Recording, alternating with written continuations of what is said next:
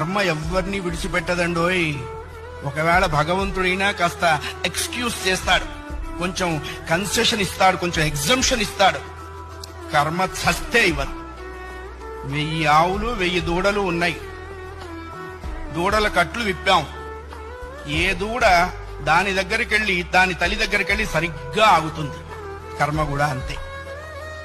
అవశ్యం అనుభోక్తవ్యం కృతం కర్మ శుభాశుభం. వండిన అన్నం తినలేకపోవచ్చు, చేసుకున్న కర్మని అనుభవించక తీరదు. చాలా మంది కొన్ని అనవసర మాటలు మాట్లాడుతుంటారు. బ్రతకదలుచుకోలేదు, చచ్చిపోదాం అనుకుంటున్నా. చావుడేటువంటిది ఏదో ఏటీఎం కార్డు పెట్టంగానే డబ్బులు వచ్చినంత ఈజీ అనుకుంటాడు.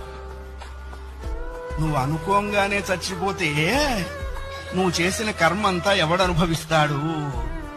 కర్మానుభవం అనుభవించడం కోసమైనా అది నిన్ను బ్రతికిస్తుంది. నీ ఇండివిడ్యువల్ ఐడియాస్తో నువ్వు బ్రతకవో. కర్మ ఎవరిని విడిచిపెట్టదండోయ్. ఒకవేళ